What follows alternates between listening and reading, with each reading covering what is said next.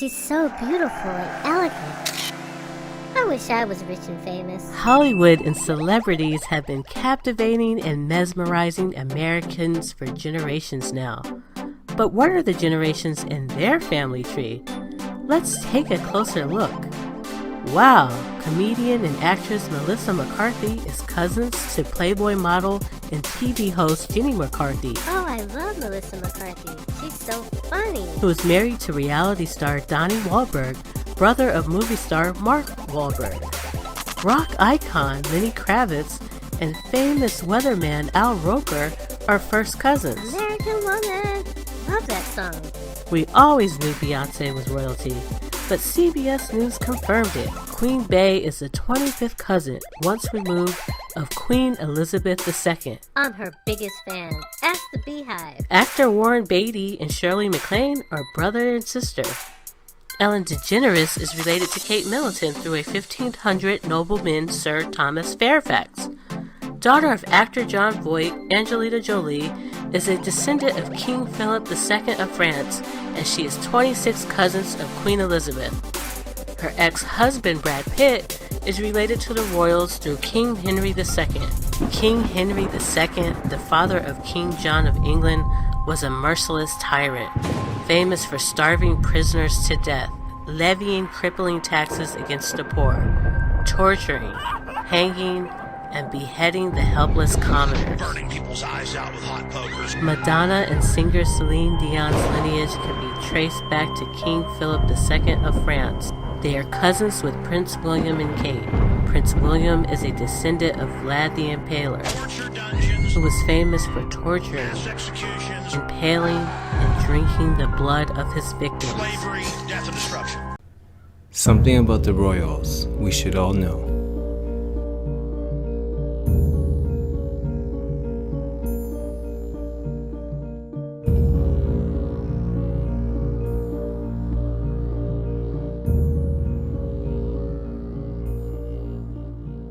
When you are descended from the likes of Henry VIII and Queen Victoria, it takes quite something to get you excited about a new addition to your family tree.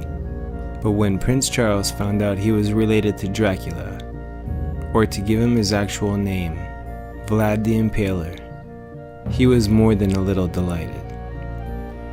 Prince Charles discovered the link to the notorious killer who is said to have covered a hill near Brasov with so many impaled men. It looked like a forest.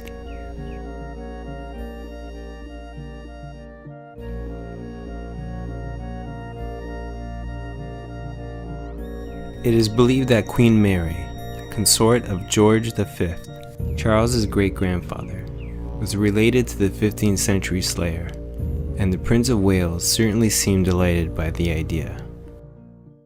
And His Royal Highness Prince Charles, who can trace his ancestry back to Romania's dark and distant past. Quote, "The genealogy shows I am descended from Vlad the Impaler, so I do have a bit of stake in the country," he said in a 2011 documentary. The genealogy shows that I'm descended from Vlad the Impaler, you see. So I do have a bit of a stake in the country. As it were. In fact, it seems the two share blood through Vlad Dracula's father, Vlad II Draco.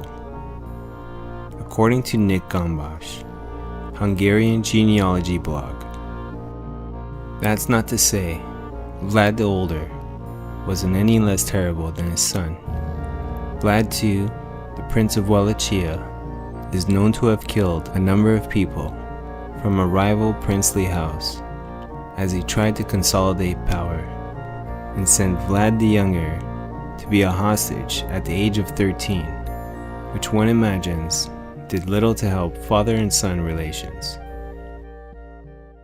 Hotel heiress and reality star Paris Hilton is 20th cousins of Queen Elizabeth, which makes her a relative of King Leopold II, Murdering entire cities. who enslaved the entire country of the Congo and murdered Killing people. between 10 to 15 million people, Raping. torturing and maiming children and the elderly alike.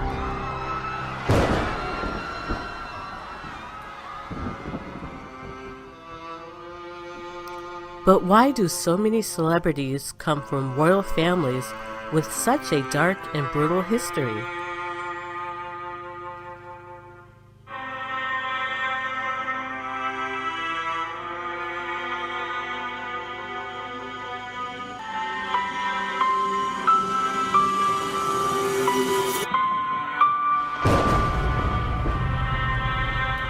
And I will put enmity between thee and the woman, and between thy seed and her seed.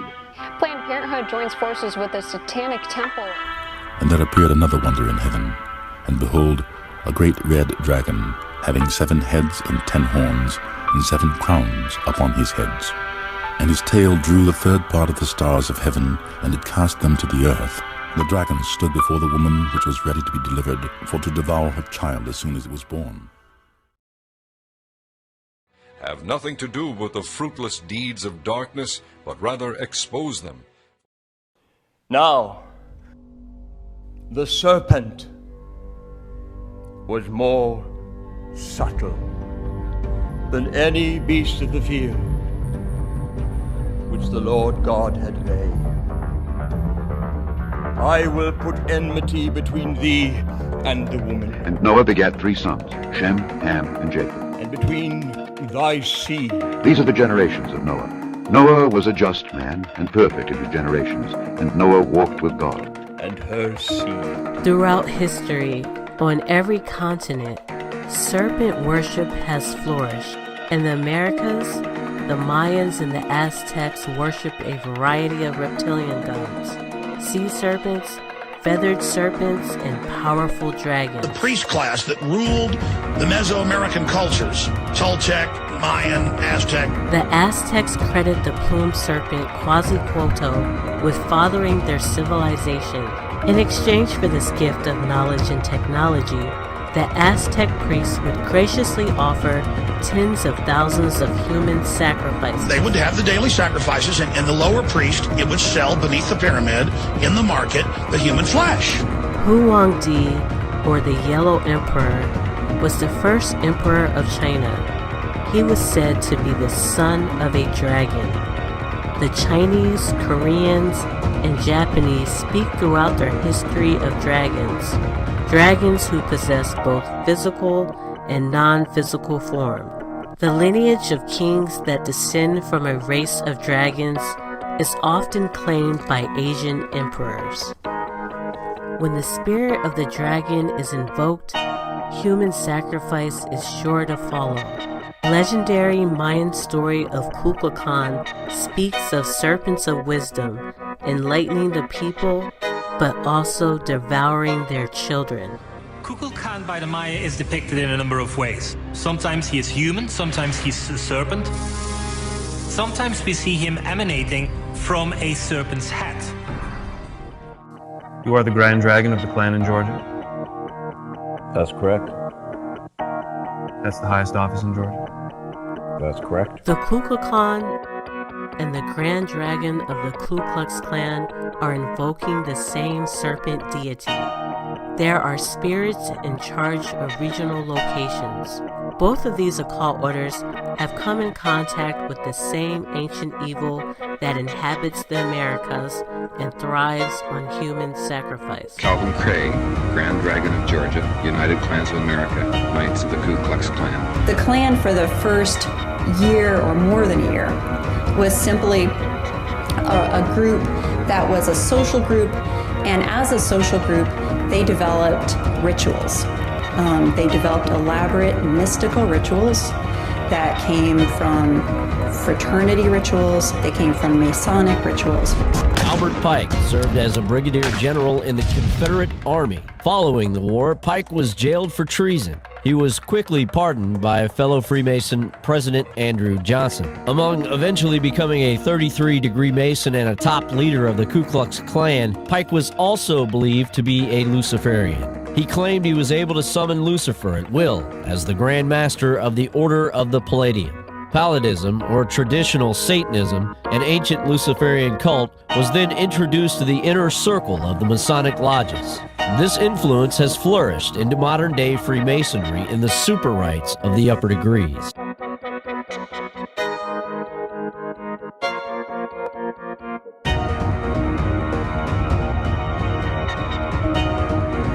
she, being with child, cried, travailing in birth, and pained to be delivered. And there appeared another wonder in heaven, and behold, a great red dragon, having 7 heads and 10 horns, and 7 crowns upon his heads. And his tail drew the 3rd part of the stars of heaven, and did cast them to the earth. The dragon stood before the woman which was ready to be delivered, for to devour her child as soon as it was born.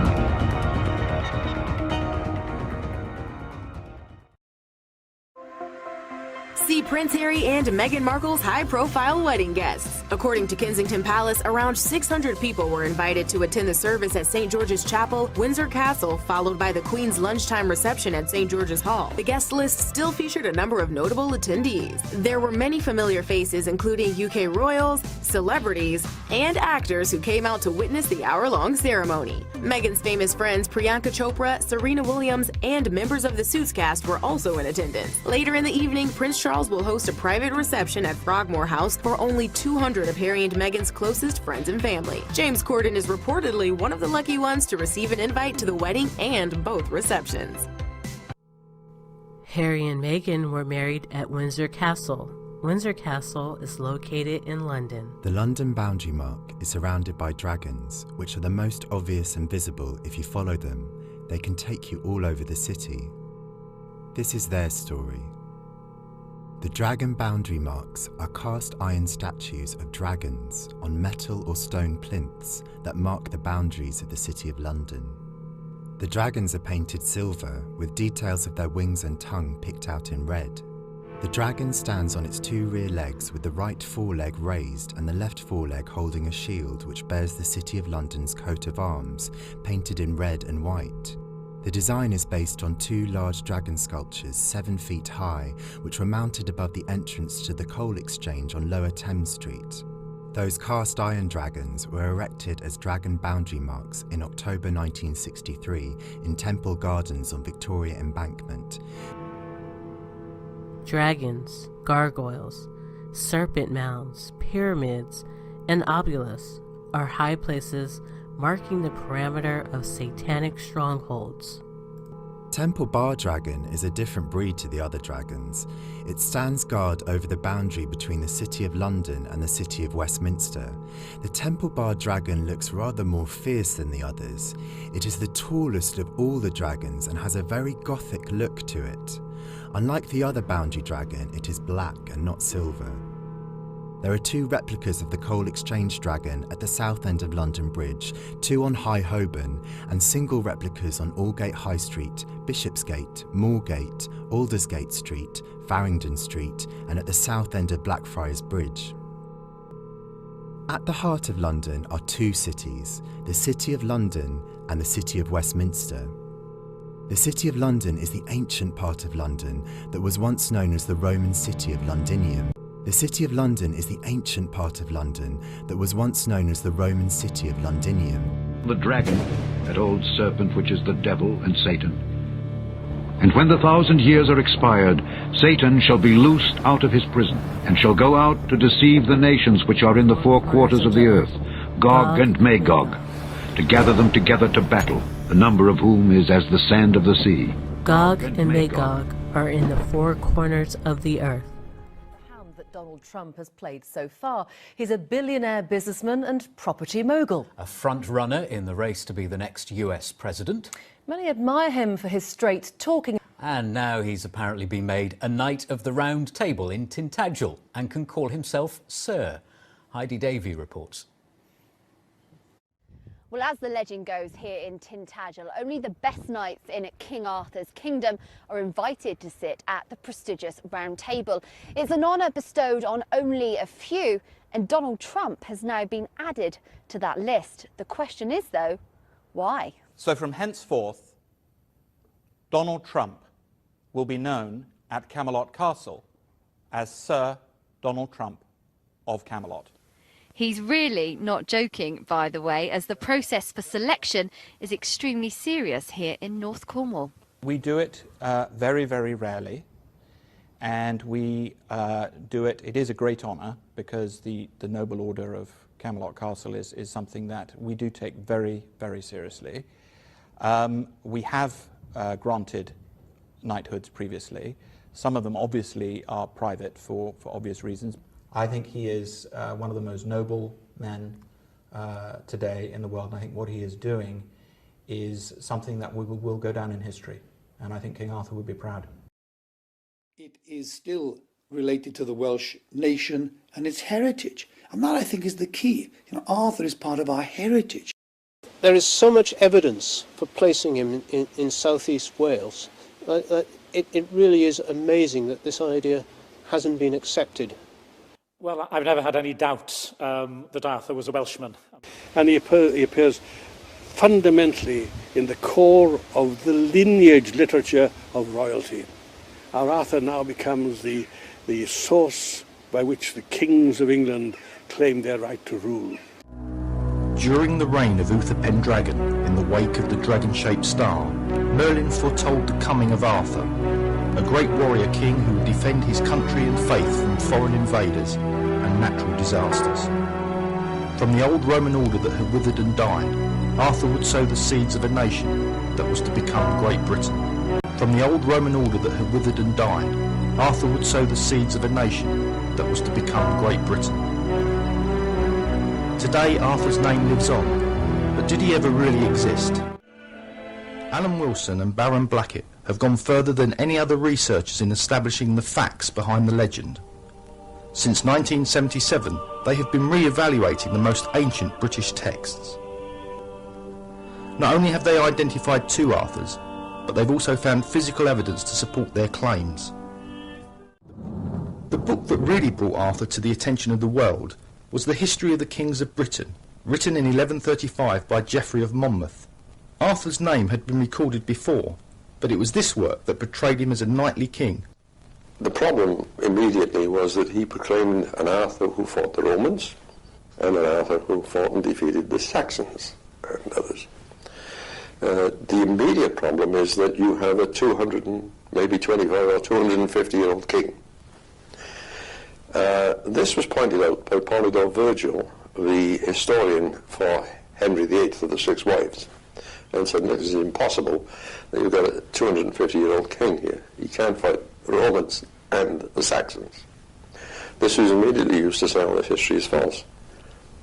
But the obvious answer is that there are two King Arthurs, and there are two, and the man who fought the Romans did so in 383 to 88, and there are two, and the man who fought the Romans did so in 383 to 88, and is very clearly recorded, and very well recorded, authenticated, and the man who fought the Saxons in the 6th century is a 6th generation direct descendant in the male line, and he is Arthur II. See, all of these legends come from real places. When Edward I claimed the throne of Scotland, among other documents which his learned clerks consulted was the prophecy of Merlin in Geoffrey of Monmouth's history. Here is an example of Geoffrey's portentous-sounding prophecies. A giant, snow-white in colour and gleaming bright, will beget a people which is radiant. Merlin's first appearance at the time of Vortigern, a chieftain in the days after the Romans left. Merlin's first appearance at the time of Vortigern, a chieftain in the days after the Romans left. As a usurping leader of the Britons, Vortigern had made the fatal mistake of inviting Saxon mercenaries into the country as auxiliary troops against an alliance of enemies from the north. Predictably, the Saxons didn't just do the job they had been hired for. They stayed on and settled more and more of their people on the lands they had been paid to defend. Finally, Vortigern lost control of them as they went on a rampage, massacring the British and despoiling the country. So, Vortigern himself had to flee to the safety of the mountains of northwest Wales. His magicians advised him to build a strong fortress, but the wall was no sooner built than it collapsed each night. In the face of this bad omen, the magicians prescribed the blood of a boy without a father to be sprinkled on the foundation stones. In nearby Carmarthen, they found the young Merlin, whose mother was the daughter of the king of the Welsh kingdom of Dyfed. She had been impregnated by an incubus demon while living with the nuns at a local convent. So, Merlin had no earthly father, which qualified him for the role of sacrificial victim. The strange circumstances of his conception meant that he was also a wonder child, product of a union between the earthly and the supernatural, and his powers were soon demonstrated before Vortigern. Merlin demonstrated the shortcomings of the local magicians by correctly identifying the true reason for the collapsing walls, an underground pool in which lay 2 dragons, one red, the other white, sealed in stone. Once the pool was drained, the dragons fought, and, as they struggled for supremacy, a spirit of prophecy took hold of Merlin. Under its influence, he uttered many strange sayings. These were the Prophetiae Merlini that Geoffrey had put in his first book. Merlin explained the red dragon symbolized the Britons, and the white one was their enemy, the Saxons. The white dragon would prevail for a while, but ultimately the red dragon would throw it back across the sea it came from. He foresaw the rise of a leader who would hold back the invaders for a time, meaning Arthur, not yet born at that point. And lastly, after many cryptic predictions, he warned Vortigern that the rightful princes, Aurelius and Uther, exiled offspring of the last Roman ruler, Constantine, were returning to claim back the kingdom and his life. Exiled offspring of the last Roman ruler, Constantine, were returning to claim back the kingdom and his life. This act of violence is commemorated at Dinas Emrys, or the Ambrosius Fort near Bedgelert in North Wales. After establishing his credentials, Merlin helped the new king Aurelius to put up a fitting memorial over the mass grave of the murdered British leaders. For this, he travelled to Ireland, where there stood a huge circle of standing stones raised by giants. Using secret arts, Merlin dismantled the circle and had the stones shipped to Britain. Merlin went on to interpret the appearance of a comet in the form of a fiery dragon as heralding the death of Aurelius, the ascendancy of Uther, and the coming of King Arthur. He then played his well-known leading part in bringing about Arthur's conception by helping Uther Pendragon to deceive the wife of the Duke of Cornwall into sleeping with him at the fortress of Tintagel. The Duke of Cornwall is away fighting Uther's forces somewhere else in Cornwall, and Uther is changed by Merlin magically into the shape of Gorlois, the Duke of Cornwall. Gets into Tintagel and lies one night with the Duchess and then goes away. So she never knows that it wasn't her own husband, and that night was conceived the infant Arthur. There's no question in my mind but that this reflects the theme found over and over again in ancient Celtic mythology, whereby a king is believed to be the son of a god, or the god, Lug, who sleeps with the queen on the night that the new king is conceived. And this was a matter of pride, that kings were each the son of the god. Recently, it was, I don't remember how many days ago it was, but Donald Trump was knighted, what's called the Knights of the Round Table in England. And only few people ever received this quote-unquote honor. But what I found was interesting is when I looked at the emblem, this secret society or this group of individuals that are brought to this round table. And this emblem is a picture of a cross with a round table with a red dragon. Now, what does the scripture say about the red dragon, people?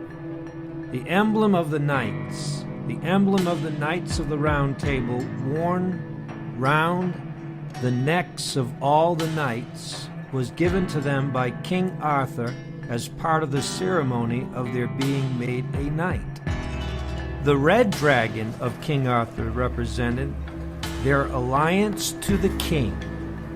The round table was illustrative of the eternity of God, the equality, unity, and comradeship of the order, and singleness of purpose of all the knights. Now, it says here that the red dragon represents the alliance to the king. Well, who's the king? Who is the king? In the case of most U.S. presidents who descend from European royal families, the answer is simple. But in Trump's case, even though he too descends from a royal bloodline, his allegiance seems to lie elsewhere. The papacy and the Jesuit order also invoke the occult power of the serpent. As the so-called Vicar of Christ, the Pope claims authority as King of Kings in Christ's absence. The Pope's deification of the serpent is in full display through the architecture of Paul VI's Hall. You look at the bloodlines of the American presidents. Indeed, Brother Washington. All Freemasons meet as equals, and we have an opportunity to create a nation in the very essence of Masonic morality. It is a known fact that all the presidents that have, reigned in the United States have all been related. It is a known fact that all the presidents that have, reigned in the United States have all been related. Great idea if we wore our Masonic regalia when we're putting in place the foundation stone for the Capitol building.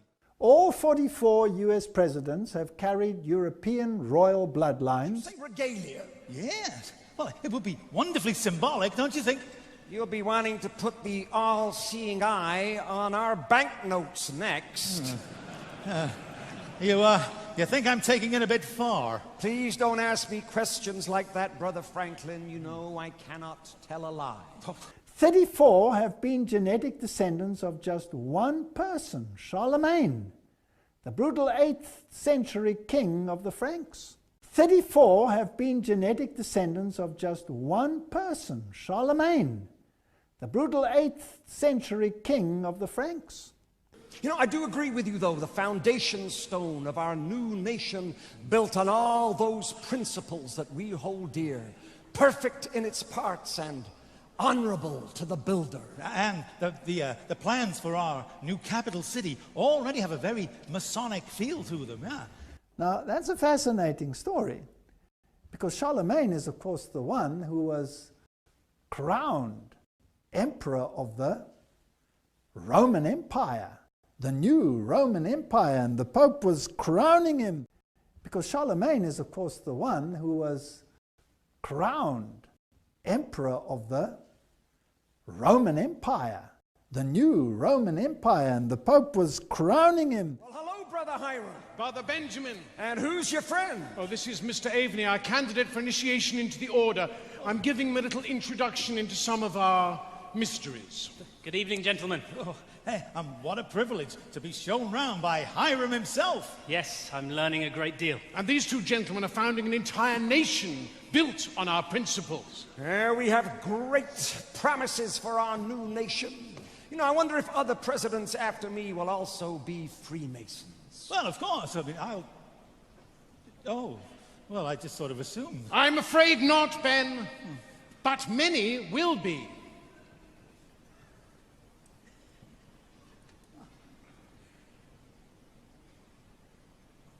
And Freemasonry will become embedded in the American culture.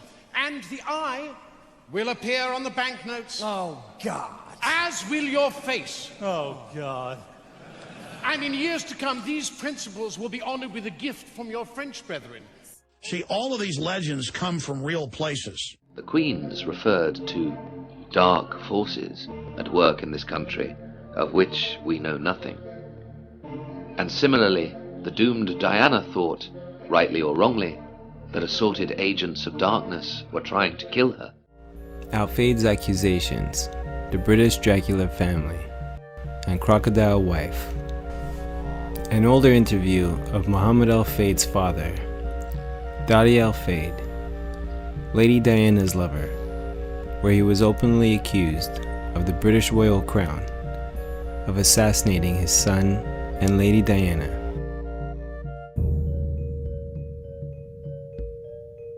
Muhammad Al-Fayed has had his long-awaited day in the witness box as he outlined his beliefs that Diana and Dodi were murdered by MI6 on the orders of Prince Philip. But not just Prince Philip. What about Prince Charles, he was asked. He participated in it, Mr. Al-Fayed said, and I am sure he knows what is going to happen, because he would like to get on and marry his Camilla. And this is what happened. They cleared the decks, they finished her, they murder her, and now he is happy.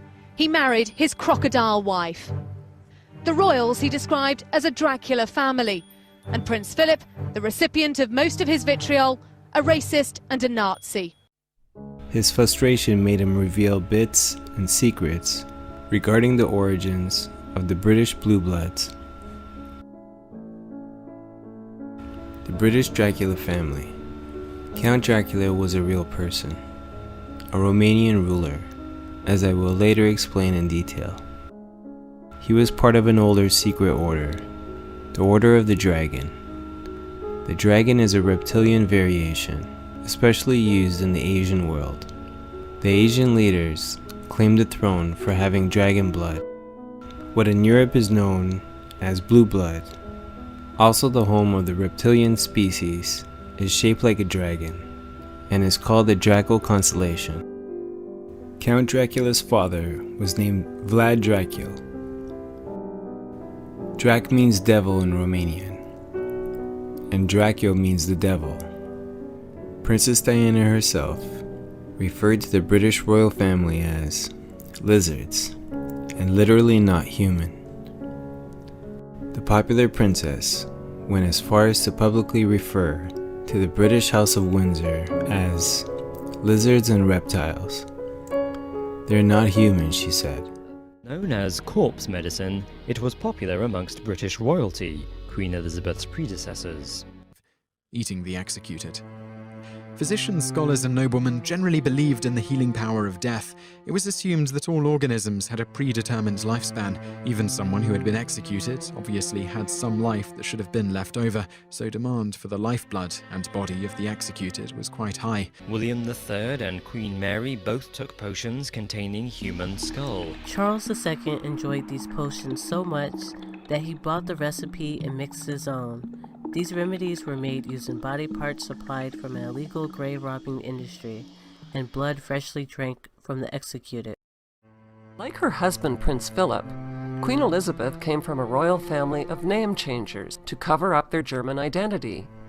Before 1917, the British royals bore the German name of Saxe-Coburg-Gotha, which was changed to the more British-sounding name of Windsor. The Queen and Philip are both the great-great-grandchildren of Queen Victoria, who married her German first cousin. That makes Elizabeth and Philip inbred kissing cousins.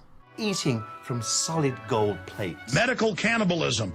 Both Queen Mary II and her uncle, King Charles II, both took distilled human skull on their deathbeds in 1698 and 1685. But again, they did this as late as even 100 years after. Cannibalism was not only found in the New World, as often believed, but also in Europe. In voodoo, there's the cult of the python. Its practitioners offer the sacrifice of blood to quench the serpent's thirst. Wherefore ye be witnesses unto yourselves that ye are the children of them which killed the prophets. Fill ye up then the measure of your fathers. Ye serpents, ye generation of vipers, how can ye escape the damnation of hell? In the event that I'm reincarnated, Philip has said, I would like to return as a deadly virus, thinking his high-handed Karl would solve overpopulation. Planned Parenthood joins forces with the Satanic Temple in their attacks against Missouri's abortion law. I don't dislike babies, though I think very young ones rather disgusting, said Queen Victoria. Shortly after his cousin, Charles Darwin, published his Origin of Species, Galton became fascinated with the idea that the survival of the fittest did not just take place between species, but within them. In order to confirm their preconceived notions of their own self-worth, Galton and his friends started a new field of inquiry called eugenics. Unsurprisingly, it concluded that the rich and powerful were rich and powerful because they were genetically superior, and it offered a simple solution for improving the lot of humanity. Make sure that the affluent upper classes breed as much as possible, preferably within their own families in order to preserve their superior stock, and make sure the lower classes breed as little as possible. The British Eugenics Society, for one, merely changed its name to the Galton Institute. The American Eugenics Society morphed into the Population Council, a group set up by John D. Rockefeller III, where members continued to advocate the very same policies for reducing the population of third world countries as they always had. Only now they did so in the name of fighting overpopulation rather than fighting bad genes. He also went on to co-found the World Wildlife Fund with Nazi SS officer Prince Bernhard of the Netherlands. Within a generation, science was once again ready to tell us why the only way to save humanity was to stop people from breeding. In my lifetime, we have seen global wildlife populations decline by over half. Africa's rapidly growing human population is predicted to more than double by 2050, a staggering increase of 3.5 million more people per month. Urbanization, infrastructure, development, cultivation, all good things in themselves. But they will have a terrible impact unless we begin to plan and to take measures now. A woman says her rights were violated when she was required by law to wait 3 days to have an abortion, and a religious organization is supporting her. That organization is called the Satanic Temple. Has Donald Trump sworn his allegiance to the Great Red Dragon? The rapper tweeting, "You don't have to agree with Trump, but the mob can't make me not love him. We are both dragon energy. He is my brother." I am Daenerys Stormborn, of House Targaryen, of the blood of old Valyria. I am the dragon's daughter. The dragon's daughter. The dragon's daughter. It sounds like there's a feeling that Meghan is welcome as fresh blood, if you like. Meghan Markle is the latest American to marry into the British monarchy. But did you know the 36-year-old already has royalty in her blood? I think that's everyone's first question is, how is she related to royalty? We do have a president who seems to be pretty blatantly doing favors for his next of kin. There's nothing to do with nepotism, but I want to tell you, the people that know that Ivanka would be dynamite. Through a lot of research, navigating through old documents, from marriage certificates to obituaries, going back 24 generations, she discovered Meghan is related to Edward III, the former King of England, and the nobleman Roger Mortimer. Though the trainee royal's late mother said she was sorry her sons were, in her words, so keen on killing. To Diana, they'd grown into a couple of little thugs who'd boast to classmates of granny's castles. "When I'm king," Prince William would say when thwarted, "I'm going to send my knights around to kill you. If you give me a hard time," he told a schoolboy opponent, "I'll get my dad to cut your head off." As if aware of some entitlement to adopt the serial killer Henry VIII as a murderous role model. They are never happier than when they have a gun in their hands, their mother noted, though warning them not to be photographed with guns. "I told them," she said, "royal killing sprees start young." Prince William would kill his first stag on his grandmother's Berkhold estate, aged 14, after which the head stalker, Sandy Masson, bloodied the boy in an initiation rite that followed the royal slaughter. Notably, when Trinidad became a dominion in 1962, a UK court was retained for its appeals, and the Queen herself signs off the court's business. Though Britain would shortly abolish capital punishment, Trinidad's government maintained the practice, and the anomaly meant that the Queen approved death warrants referred to her from this judicial committee. Thus it is the case in the Caribbean, where Elizabeth is Queen, in Belize, the Bahamas, Barbados, St. Lucia, and Jamaica, and in St. Vincent and the Grenadines, St. Christopher and Nevis, that a royal pen wields terminal power on death row. Thus, as a direct result, on the 16th of May 1975, in Royal Jail, Port of Spain, the prison superintendent arrived at a cell door at dawn, and he handed Michael de Freitas, the prisoner waiting inside, the dismissal of his last appeal, signed Elizabeth R. Then he'd say, with a fatalistic grin, "So, now I'm in a cell in her royal jail, and now it's her powerful royal noose that sends me to her kingdom come. Can you dig it? Michael was hooded, then led to the gallows under armed guard, and, while there's no death penalty in our own country, Michael was hanged by the neck by royal command until Michael X, also known as Abdul Malik, was pronounced dead. His death warrant had been signed by the Queen on the 14th of May, 1975. Michael was hanged, then drawn, meaning he was left to swing, it being the royal jail's colonial tradition. Christ hath redeemed us for the curse of the law, being made a curse for us. For it is written, Cursed is every one that hangeth on a tree. On the 6th of July, 1999, 25 years after Michael's death, the same royal custom persists, with 9 executions in 4 days. Trinidad's prison commissioner, Cipriani Baptiste, told the press that the royal jail's gallows had been freshly oiled. But given that it's Her Majesty's courts, Her Majesty's prison service, Her Majesty's Inspectorate of Constabulary, Her Majesty's armed forces, Her Majesty's government, and taxes and subjects, being quite so inordinately majestic, could go to your head. Several signings, ma'am. There's a couple of remissions. The first one is a very unusual one. This chap discovered something rather strange going on, and in fact he got 2 good marks, and so he's getting remissions even though he's got a fairly long list of offences himself. I think anything to do with strange ways is rather interesting. The Greek word theotokos refers to the offspring of the gods. Then the other one is a chap who helped out when there was obviously a riot of some kind. Hemithoi is the Greek expression referring to a being that is half human and half dragon, no doubt the Theotokos progeny. The National Canine Defence League, ma'am, they wondered if in honour of their centenary, you'd become patron of the charity as a whole. I had my doubts, ma'am, about adding to your 800-odd patronages. National Canine Defence League. I didn't know much about them, and I could find out a bit more if you thought it was worth I think that'd be thinking an about. excellent idea. Prince Harry was sent to an Afghan war zone as political propaganda.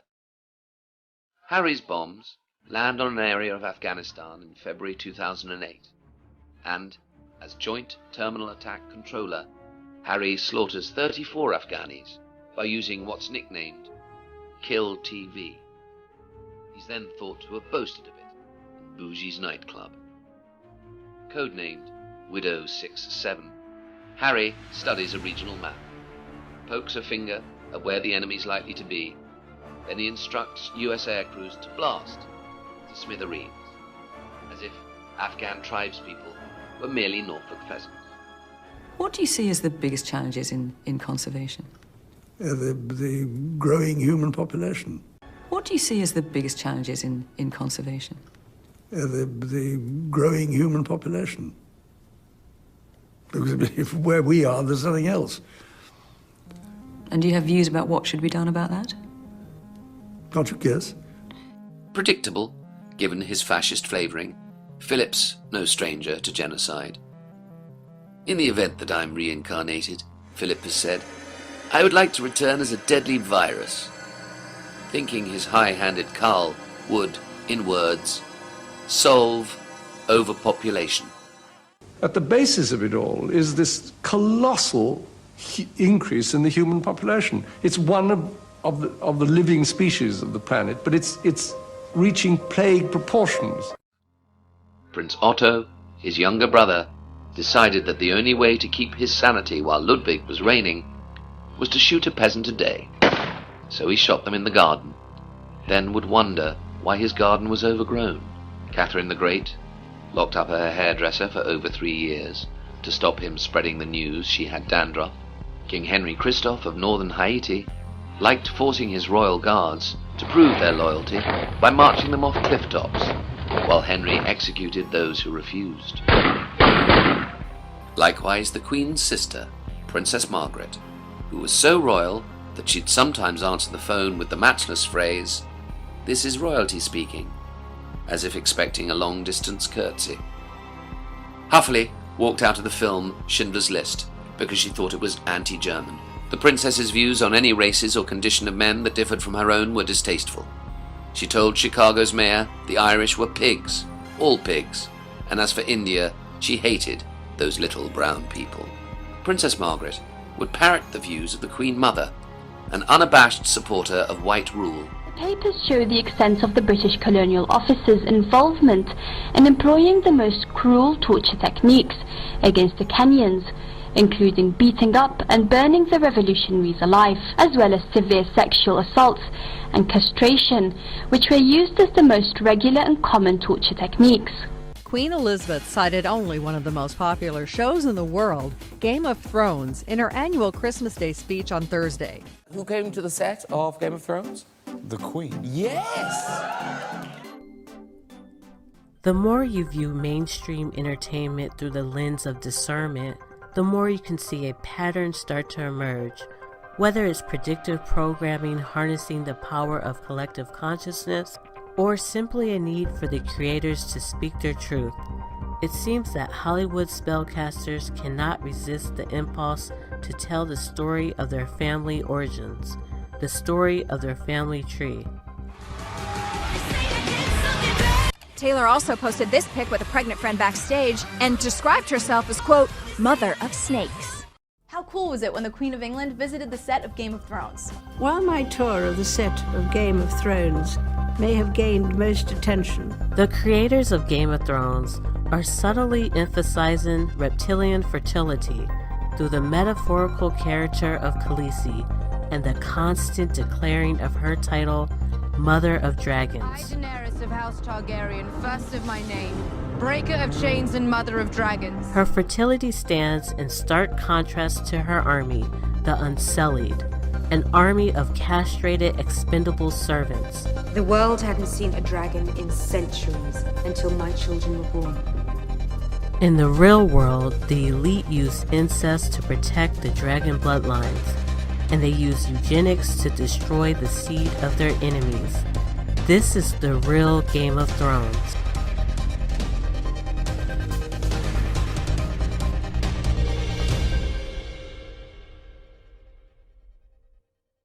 But a democratic monarchy is an oxymoron, such as a knighthood, for example, for Norman Schwarzkopf, the US general who said Iraq's dead weren't worth counting. And another knighthood for Kissinger, a criminal who swaggeringly proclaimed power was an aphrodisiac after he'd carpet-bombed Cambodia. Why should we flagellate ourselves, the dissembling Sir Henry likes to ask, for what the Cambodians did to each other? In the hard logic of war, what difference did it make if you shot your enemy or starved him to death?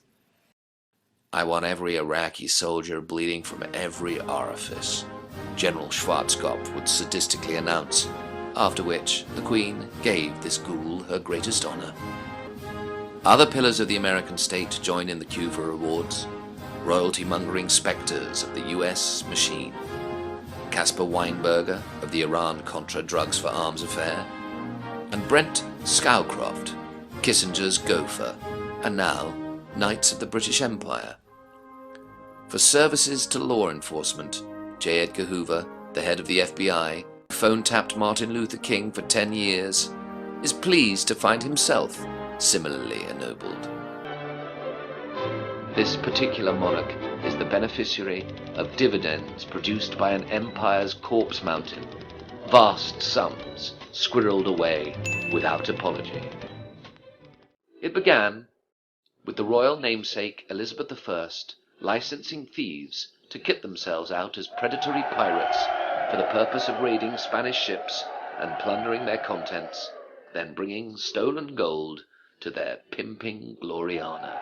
It's time to board the pimp train with your conductor, Queen Elizabeth, in her gold room. Pimp!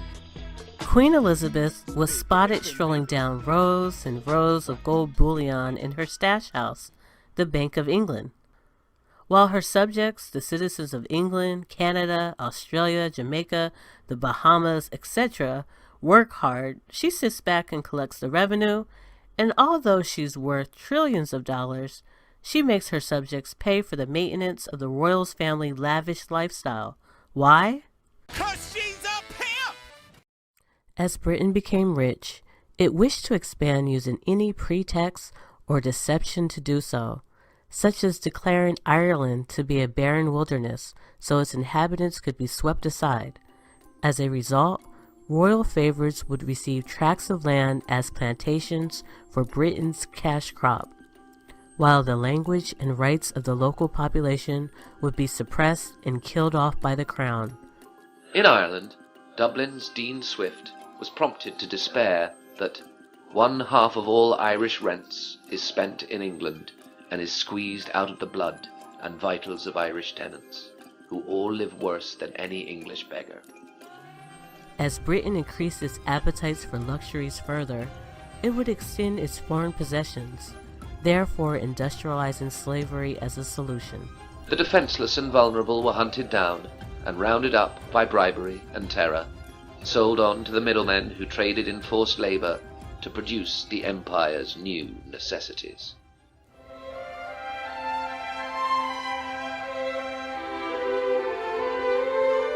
Back in 1905 in South Africa, in the Cullinan mine, a miner found 4 feet below the surface something glistening and realized that what he had picked out of the side of the mine with his penknife was in fact a 3,106 carat rough diamond. And this one, known as the Imperial State Crown. This great diamond is a more recent addition. The first star of Africa is even bigger and is in the scepter. The first star of Africa is even bigger and is in the scepter. Royal palaces, paid for with slavery's products, sugar, tobacco, rubber, and tea, were built by England's own indentured labourers. King, emperors would then fill the palaces with the acolytes they'd ennobled, and all demanding to be treated like gods. So Bruno Peake, who's the pageant master, presents the Jubilee Crystal Diamond to the Queen. I just thought, since it's mainstream news right now, British royalty dined on human flesh, I thought I would just bring that up to you. But not so much even the dining on the human flesh. They like to split the head open and get the pituitary gland and eat it.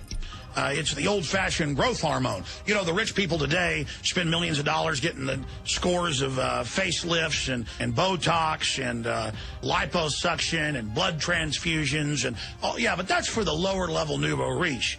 The British royalty, they like to eat the pituitary gland. And it goes on in the article that it was medical. It was so they'd live longer. But they also enjoyed the dishes. This is the white drawing room. Looks beautiful, doesn't it? Beautiful cabinet here, wonderful vase, gold candlesticks there, absolutely lovely. But if I just rather gently pull on this, you will see, I tell you, it takes a bit of muscle. Well, you must have more muscles than you realise. If you pull this open, you can see that actually behind this, there is a secret passage leading to the Queen's private apartments. Now, Anna, you're in charge of the Royal Collection here, aren't you? Why would the Queen need a secret door? The dark side of the British Empire grew murkier still, thanks to its late Victorian holocausts, in which 30 million died through the engineered famines that lasted 20 years in the Indian subcontinent. Due to the Empire's use of state-backed forced labour, a further 4 million died in Bengal's famine, thanks to a meanness that was built into imperial policy of refusing food to a feckless poor who'd breed. And the gold, is it real gold? It's gilded, yes, so layers of real gold. Serial megadeaths. There were thousands more victims in Malaya and Africa, in British-owned mines and plantations. Men, women, and children had their lives cut short, killed or maimed. I'm at Buckingham Palace and I'm here to see the exhibition called Diamonds, a Jubilee Celebration, which shows for the first time many of the Queen's own jewels as well as those from the Royal Collection. Diamonds have been deployed by monarchs and other rulers over the centuries as visible symbols of wealth, power and status. So we are in an exceptional year. We're celebrating Her Majesty the Queen's Diamond Jubilee. In the Grecian mysteries, treasure implies intellectual riches such as sacred or occult knowledge, and thus it is said, a dragon guards treasure. The concentration camp was a British invention under Queen Victoria in the Boer War, and in her Indian camps, Her Majesty's officers would conduct proto-Nazi experiments. They were to see how few calories Indian coolies needed and still be able to perform hard labour. Yeah, it's absolutely amazing. There are over 1 million objects in the Royal Collection, so there's always something new to find out about. 8,000 paintings, so everywhere you look, there's beautiful, amazing historic objects. In the 1920s and early 30s, Mohandas Gandhi was enemy number 1 to Britain's King Emperor, whom Churchill advised will sooner or later have to be grappled with and finally crushed.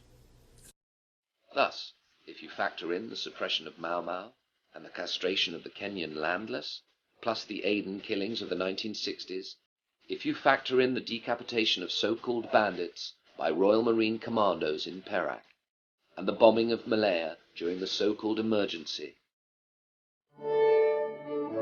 4 centuries of this yields a body count of millions, while the benefit from such imperialist corpse-making has been enriching royal bank accounts. It's added multiple zeros to royal names or to their nominees at Coots Bank or Rothschilds or at Barings. In exchange, royalty swans past, waving with lofty serenity, while it pretends that none of this happened. During the Raj, in the Punjab city of Amritsar, Britain's local Panjandrum, a Brigadier General Reginald Dyer, issued 2 orders. One ordered all the Indians using the main street to crawl its entire length on their hands and knees, and the other authorized a public whipping for citizens of Amritsar who should find themselves within a lathi length of a British policeman. A protesting crowd gathered in Jallianwala Bagh, Amritsar's park, on April 13, 1919, where they listened to the testimony of victims, all of them unarmed and peaceable. To take their anger. Torture dungeons, mass executions, mass raping, slavery, death and destruction. And that's why I call the Queen of England a disgusting demon. That's why I pull her down. Should we issue a warning, sir? We're told she's this sweet old lady. She is the progeny. They've had their warning. Of European elite. And if you don't believe me, just search the term royalty bloodbaths. There's a reason they call it bloodthirsty. All these terms have a root. Transylvanian royalty, German royalty, French royalty, Dutch royalty. And it's a secret process they reportedly still engage in, but as early as just 60, 70 years ago, it was on record that they would bathe, women especially, in the blood of children.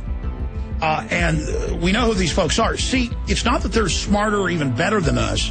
It's that they're willing to do things that normal people wouldn't do. They're very sick, they're very degenerate, they're very mentally ill, and they lust for power and control.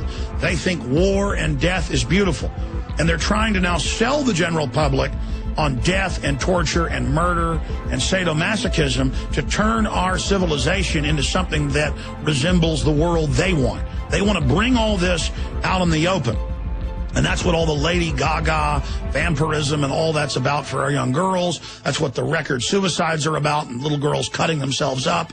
Parents just turn themselves over to absolute, total evil. Queen Elizabeth II, head of state of the United Kingdom and 31 other states and territories.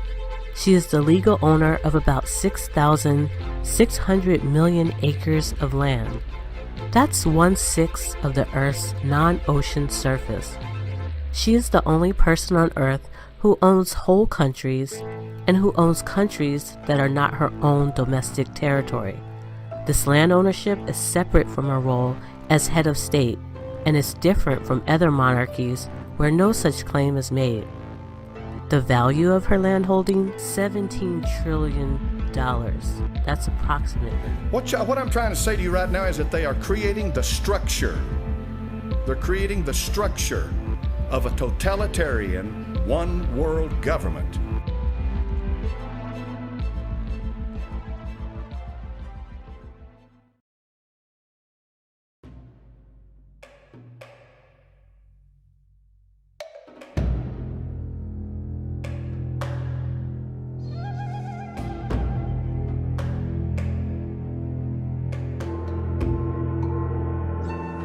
Across the massive plains and sands of the Saudi Arabia desert, something truly amazing is taking place. A once parched land, void of vegetation, is now covered in green grass, purple flowers, and massive pools of water. The land is literally being transformed into a garden right before our eyes. And what makes this event even more miraculous is that all of this was foretold by the prophet Isaiah thousands of years ago. Chapter 35. The desert and the parched land will be glad. The wilderness will rejoice and blossom. Like the crocus, it will burst into bloom. It will rejoice greatly and shout for joy. The glory of Lebanon will be given to it, the splendor of Carmel and Sharon. They will see the glory of the Lord, the splendor of our God. Strengthen the feeble hands, steady the knees that give way. Say to those with fearful hearts, be strong, do not fear, your God will come. He will come with vengeance, with divine retribution he will come to save you. Then will the eyes of the blind be opened, the ears of the deaf unstopped. Then will the lame leap like a deer, and the mute tongue shout for joy. Water will gush forth in the wilderness, and streams in the desert. The burning sand will become a pool, the thirsty ground bubbling springs. In the haunts where jackals once lay, grass and reeds and papyrus will grow. And a highway will be there. It will be called the way of holiness. The unclean will not journey on it. It will be for those who walk in that way. Wicked fools will not go about on it. No lion will be there, nor will any ferocious beast get up on it. They will not be found there. But only the redeemed will walk there, and the ransomed of the Lord will return. They will enter Zion with singing. Everlasting joy will crown their heads. Gladness and joy will overtake them, and sorrow and sighing will flee away.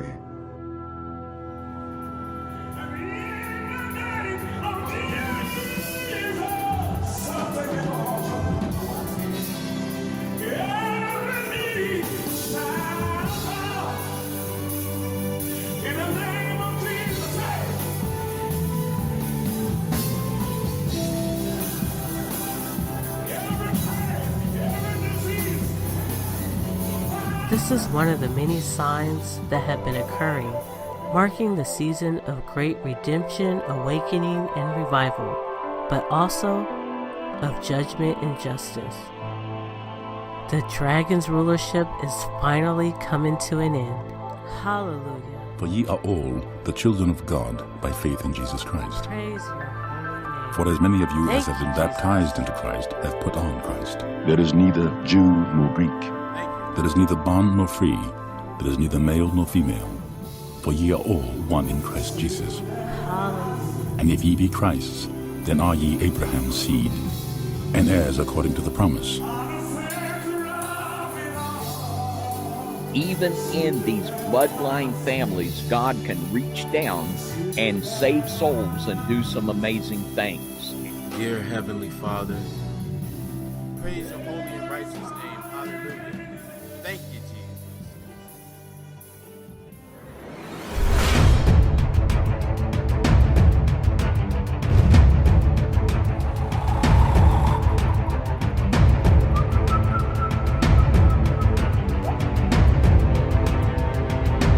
Thank you for watching False Camera Action.